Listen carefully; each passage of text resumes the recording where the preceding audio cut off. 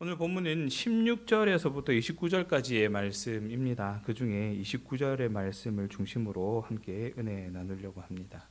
사람이 모이는 곳에는 지도자가 필요하지요. 작은 조직이든 큰 조직이든 그 조직을 원활하게 움직이게 하고 또 질서를 세우고 덕을 세우기 위해서 반드시 지도자가 필요합니다. 그래서 지도자들에게는 많은 덕목들이 요구되어집니다. 그 중에 빠질 수 없는 것이 바로 리더십입니다. 리더십은 이렇게 정의됩니다. 조직이 목표를 달성하기 위해 구성원들이 한 방향으로 몰입하거나 기여할 수 있도록 영향을 주는 행위. 조직이 목표를 달성하기 위해 구성원들이 한 방향으로 몰입하거나 기여할 수 있도록 영향을 주는 행위. 그래서 이 리더십에는 지도하는 리더십 혹은 섬기는 리더십 등 다양한 형태가 존재합니다. 오늘 본문 민수기 하반부의 이야기에도 모세와 아론의 뒤를 이을 새로 세워진 리더십에 대한 이야기들이 계속되고 있습니다.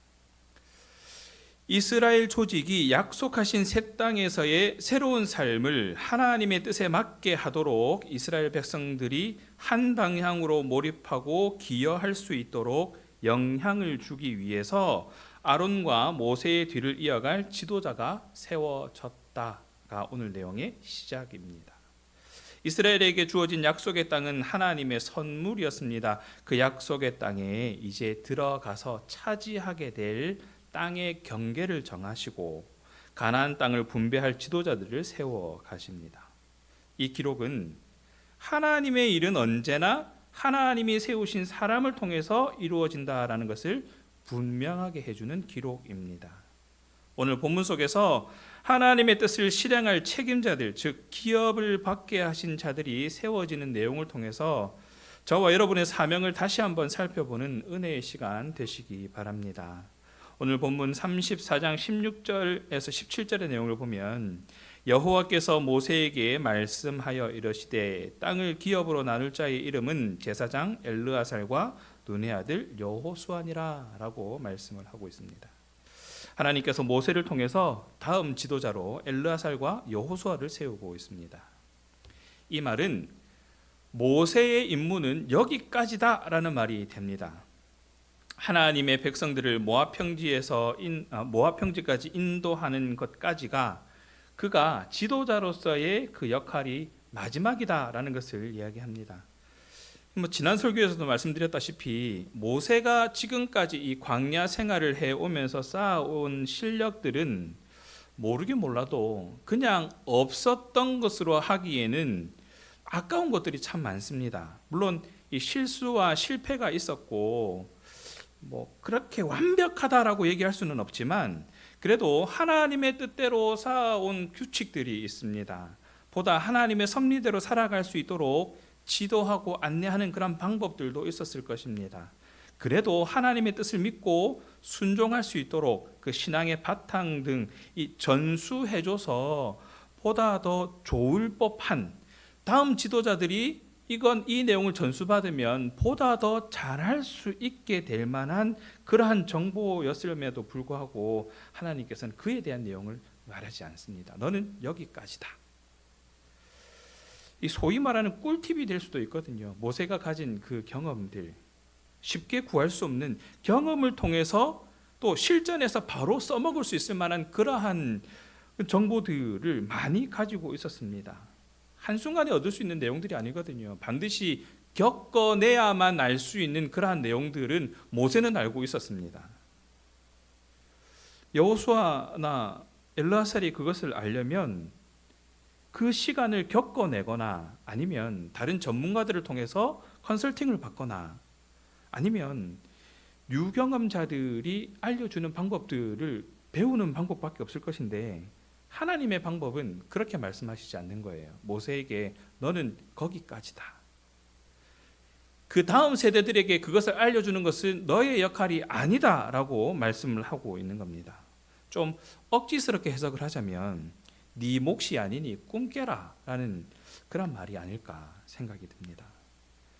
모세의 마음은 어땠을까요? 나의 역할은 여기까지다 라는 얘기를 들었을 때 내가 더 이상 할 수 있는 일이 없다라는 얘기를 들었을 때 어떤 마음이 들었을까? 가만히 생각해 보다 보니까 저는 저의 과거가 생각이 났습니다. 아시는 대로 저는 스카우트 활동을 하고 있습니다. 보이스카우트 활동을 하고 있습니다. 예전처럼 활동은 못하지만 과거에 되게 열심히 했습니다. 나름 인정도 받았었습니다. 전국 어딜 가도 저의 얼굴, 저의 이름은 하나의 명함이 되기도 했습니다. 지금도 연맹이 주관하는 행사에 가면 저 꽤 대접받는 사람 중에 한 사람입니다. 중앙연맹 사무국에 가면 직급이 꽤 높은 사람도 저보다 후배이거나 아니면 저보다 경력이 이렇게 낮은 사람들이 꽤 많아요. 예, 좀 합니다.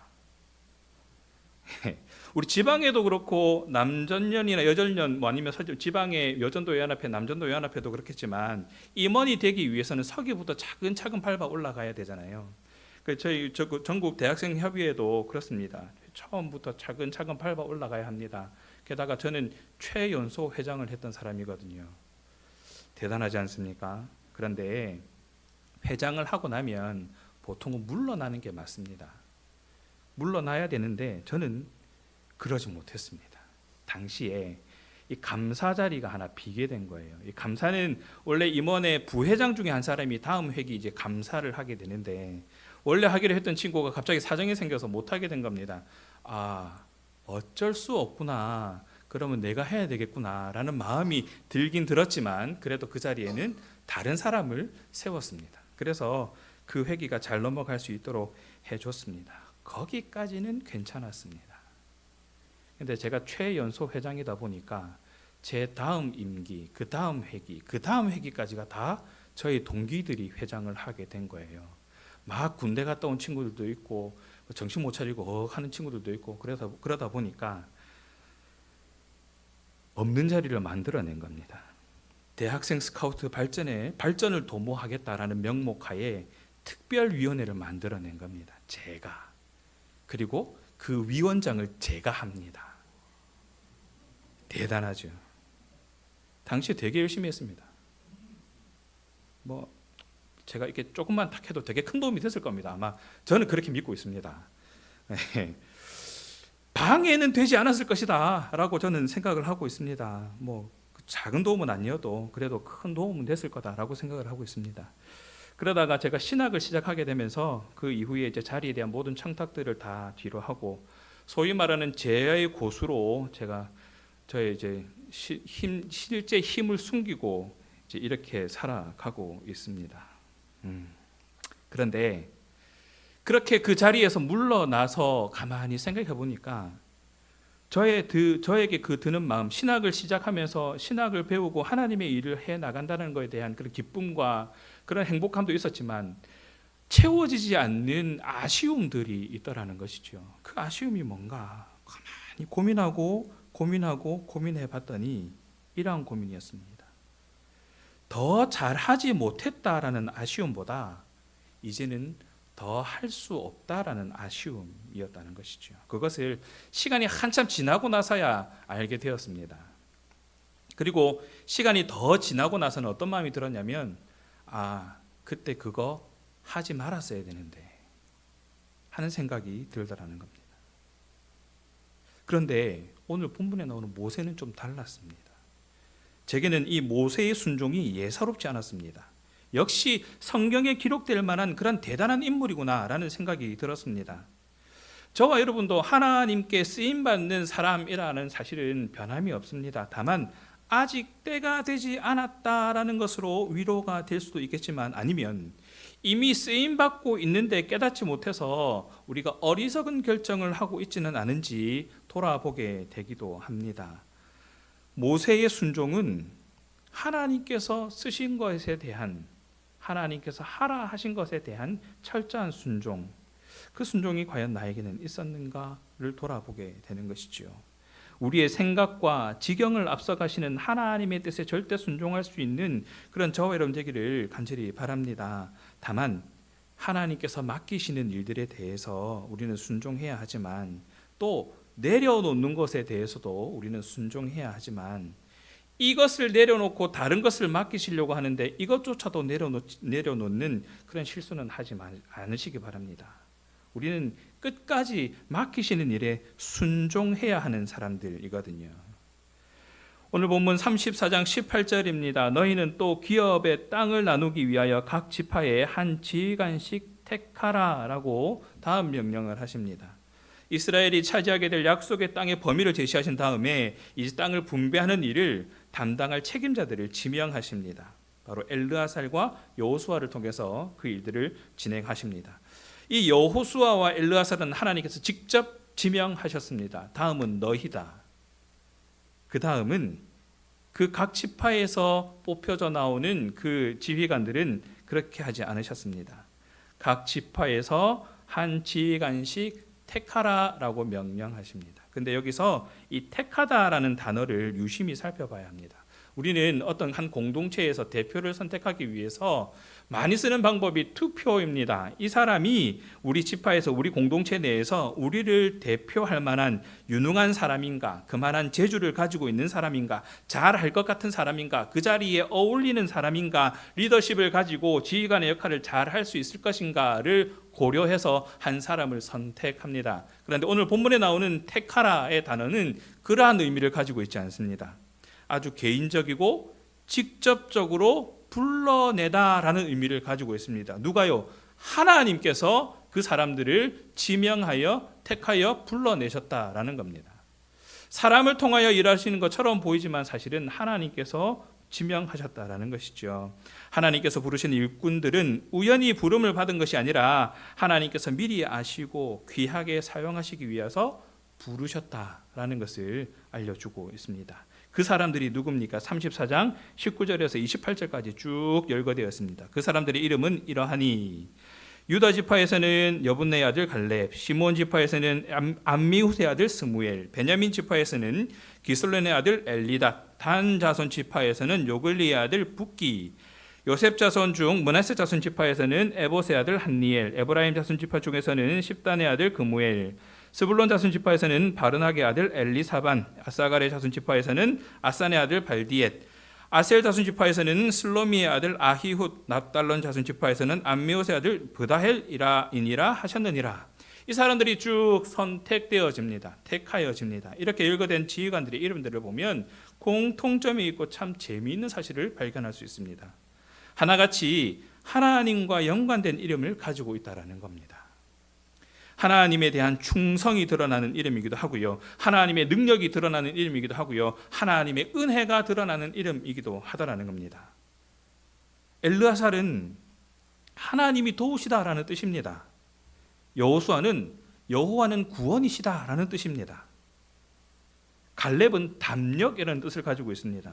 스무엘은 하나님이 들으셨다, 엘리닷은 하나님이 사랑하셨다, 붓기는 여호와의 입, 한니엘은 하나님의 은혜, 그무엘은 하나님의 무리, 엘리사반은 하나님은 방어자, 발디엘은 하나님의 구원자, 아히훗은 명예로운 형제, 브다헬은 하나님이 구원하셨다.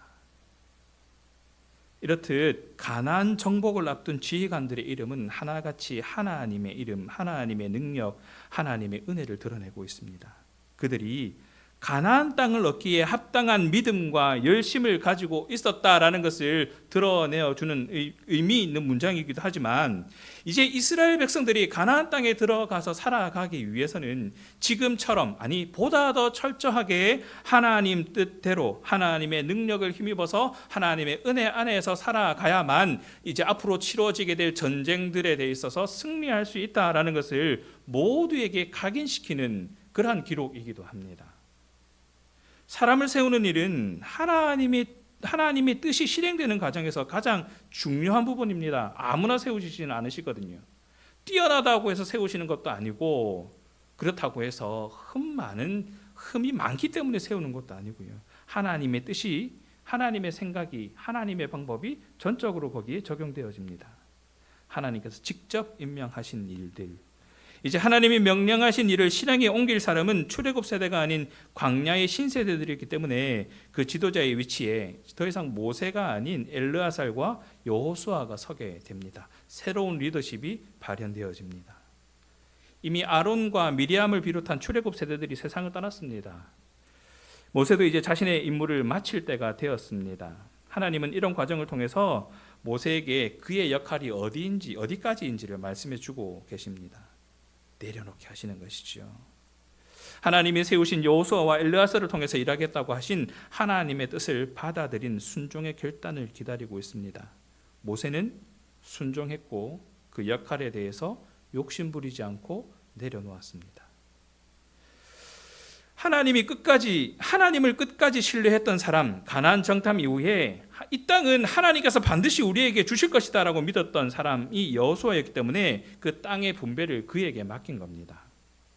그 땅을 가장 잘 아는 사람이기도 했지만 무엇보다 하나님을 신뢰하는 사람이라고 인정받았기 때문에 그 땅을 분배하는 그 일에 엘르아살과 여호수아가 함께하고 있는 것입니다. 모세가 쌓아왔던 업적, 경험을 통해서만 쌓아올 수 있는 노하우, 이것이 하나님의 기준이 아니더라는 겁니다. 물론 그것이 있으면 여호수아가 더 잘 할 수도 있을 것처럼 우리는 생각이 되어지지만 하나님의 기준은, 하나님의 방법은 거기에 있지 않더라는 겁니다. 단 하나, 하나님의 계획은 완전하고 섬세하시잖아요. 땅의 경계와 나누는 방식, 그리고 새로운 리더, 그 일을 책임질 각 지파의 지휘관들, 이스라엘이 이제 질서 있고 체계적으로 가나안 땅을 정복해 나가는 그 일들을 하게 하시는 일들에 있어서, 가장 안정적으로 정착할 수 있도록 하게 하시는 그 일들에 있어서 하나하나 하나님께서 손대고 계시고 또 하나님께서 세우신 사람을 통해서 그 일을 하고 계시다라는 것. 오늘 열거된 지파 중에 가만히 보시면 르우벤과 갓 지파가 빠져 있습니다. 하나님께서 잊으신 것이 아니라 그들은 이미 요단 동쪽의 지역을 기업으로 받았기 때문에 오늘 본문에서 나오지 않는 겁니다. 다만 이 므낫세 지파의 절반은 가나안 땅 안에서 땅을 분배받아야 됐기 때문에 그들을 잊지 않으시고 그들을 위해서 또 지휘관을 세워 주시는 것도 우리는 살펴볼 수가 있지요. 이처럼 하나님 안에서는 모든 사람이 돌봄과 배려를 받고 있다라는 것, 하나님의 계획하심은 무엇 하나 부족함이 없다라는 것, 흠이 없다라는 것, 완전하고 온전한 그 하나님의 뜻 가운데 우리는 거할 수 있어야 한다라는 것을 다시 한번 생각하게 합니다. 하나님이 하시는 일에는 실수가 없고 틈이 없다라는 것이지요. 또 한 가지, 이 대부분은 기존의 지휘관 직책을 가진 집안에서 선택이 됩니다. 그런데 유다랑 시몬이랑 베냐민의 경우는 그렇지가 않습니다. 이것을 보면 혈통이나 지위로 당신의 일을 맡기지 않는다라는 것을 알 수가 있습니다. 좋은 집안이기 때문에, 훌륭한 신앙의 집안이기 때문에 무조건 맡긴다, 도 아니라는 것입니다. 여기는 중요한 섭리가 있습니다.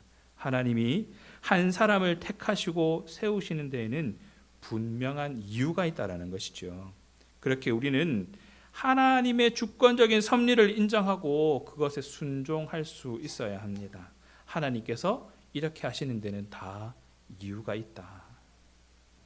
하나님께서 특별히 여호수아를 사용하심에 주저하지 않으셨던 것도 하나님과 그분 말씀에 전적인 신뢰와 철저한 순종을 결단했던 사람이었기 때문에 여호수아를 그렇게 사용하셨던 겁니다.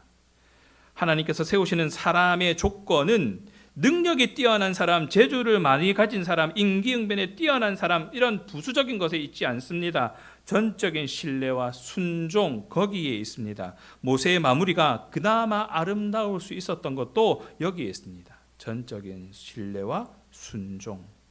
그래서 모세의 마지막은 다음 세대들이 그 기업을 이어나갈 수 있도록 이어준 자로 마무리할 수 있었던 겁니다.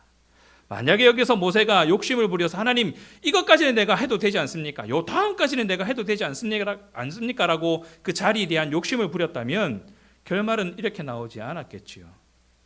모세야, 너는 여기까지다 라고 말씀하실 때, 네, 저는 거기까지만 하겠습니다. 대신 이제 저는 다른 일로 하나님께 순종합니다. 다른 맡겨주신 일로 하나님 일에 동참합니다 라고 결단을 할 수 있었던 겁니다. 지금도 마찬가지입니다. 하나님께서는 우리를 이 세상의 모든 사람들 중에서 특별히 선택하셔서 불러내시고 그 중에도 특별히 불러내셔서 하나님의 일을 맡기고 계십니다. 자격과 능력이 없어도 하나님의 일을 충성과 겸손으로 수행하면 하나님께서 도우시고 하나님께서 그 일을 잘 할 수 있도록 하게 해 주신다라는 그런 메시지도 여기에 담겨져 있는 겁니다. 그러니까 우리는 하나님께서 우리에게 무슨 일을 맡기시든지 그저 하나님께서 우리를 하찮은 존재로 여기시기 때문에 아무 일을 맡기시는 것이 아니라 그럼에도 불구하고 우리를 귀하게 여기셔서 생각하셔서 예비하셔서 그 자리에 세우시고 그 일을 맡기고 계시다라는 것, 거기까지이면 다른 것을 맡기기 위한 것이고 다른 것이 내게 주어진다면 또 그 일에 대한 신뢰와 순종으로 하나님께 나아갈 수 있어야 한다라는 것이지요. 우리에게 맡기신 일에 집중하면서 말입니다. 오늘 본문에 보면 갈렙이 쓰이고 있는 것도 우리는 주목해 봐야 합니다. 갈렙은 다른 사람들과 같지 않았습니다. 나이가 되게 많았어요. 여호수아를 이스라엘 전체의 최고 지휘관으로 본다면 평신도 지도자들 중에 최고를 꼽으라 그러면 갈렙을 꼽을 수가 있습니다. 엘르아살과 여호수아를 통해서 땅 분배를 받아서 유다 지파를 대표하는 평신도 지도자로 세움을 받게 됩니다. 믿음의 용사였거든요. 나이가 많았음에도 불구하고 그가 가진 믿음은 젊은이들과 다르지 않았습니다. 그래서 하나님께 쓰임 받을 수 있었던 겁니다. 이런 갈렙이 평신도 지도자들의 선봉에 선다라는 것은 당연한 일이었습니다. 왜냐하면 이것은 갈렙에게 주시는 하나님의 상급이 드러나는 것이기 때문입니다. 하나님은 믿음과 순종을 보인 사람들을 잊지 않으셨습니다. 가데스 바네아에서 보인 믿음의 대가가 다시 한번 나타나고 있는 것이 바로 이 장면이거든요. 사실 갈렙은 혈통적으로 볼 때 이스라엘과 전혀 관계없는 사람입니다. 구스 사람이거든요. 근데 출애굽 때 같이 따라 나와서 이스라엘로 귀화한 사람입니다. 그럼에도 불구하고 중요한 일이 있을 때마다 유다 지파를 대표할 만큼 유력한 사람이 됩니다. 그의 능력이 뛰어나서가 아닙니다. 그가 대단한 집안의 사람이었기 때문이 아닙니다. 그의 믿음 때문이었습니다. 그 믿음과 믿음에 따른 순종이 비교할 수 없을 정도로 탁월했기 때문에 지금 그는 그렇게 선택받아서 쓰임받고 있는 겁니다. 그렇게 기업을 받게 하신 자들 속에 이름을 올릴 수 있었던 것은 저와 여러분에게도 많은 도전거리가 되어집니다. 오늘 본문 34장 29절입니다. 이들이 여호와께서 명령하사 가나안 땅에서 이스라엘 자손에게 기업을 받게 하신 자들이니라. 그들은 어떤 자들이었습니까? 하나님께 순종하는 자들이었습니다. 말씀을 정리합니다. 하나님께서 세우신 리더십에 대한 우리의 자세는 먼저 하나님께 대한 순종입니다. 하나님께서 계획하시고 준비하신 일에 대한 순종입니다. 그리고 하나님의 섭리와 인도하심과 이끌어가심에 대한 순종이기도 합니다. 그 순종이 바로 저와 여러분에게 있어야 할 것입니다. 또 하나님께서 세우신 리더십에 대한 우리의 자세는 인정입니다. 우리에게 맡겨주신 사역에 대해서 또한 우리가 세상 가운데 드러나야 할 하나님 나라를 위해서 감당해야 할 사역에 대한 하나님의 방법을 인정하는 것입니다. 내가 가진 생각과 경험과 실력과 노하우가 아니라 하나님의 방법을 인정하고 하나님의 때를 인정하는 데 있습니다. 그 순종과 인정이 온전해지기 위해서는 사역에 대한 욕심으로 하나님의 인도하심을 앞서가는 죄를 범하지 않음에 있습니다. 순종과 인정이 저와 여러분의 삶에 어떻게 적용되겠습니까?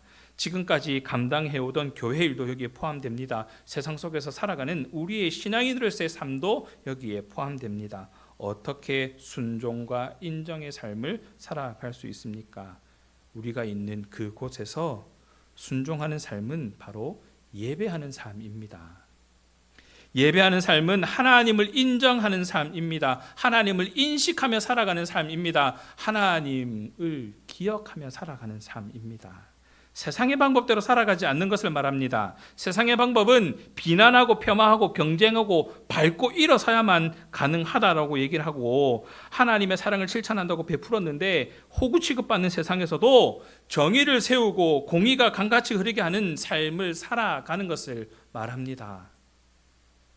이 일을 통해서 하나님의 영광이 드러나는가 아니면 나의 의가 드러나는가로 비추어 보면 이것이 하나님의 일인가 하나님을 예배하는 삶인가를 보다 더 분명하게 알 수 있습니다. 그런데 자신만의 신념이 아집이 되어서 도무지 분별되지 않는다면 결국에는 죄가 되어버리고 말 것입니다. 사랑하는 신앙가족 여러분, 하나님은 당신의 뜻을 실현하고 구체화시키는 과정에서 당신의 뜻을 이룰 훈련된 사람을 찾으십니다. 우리가 바로 그 사람이기를 바랍니다.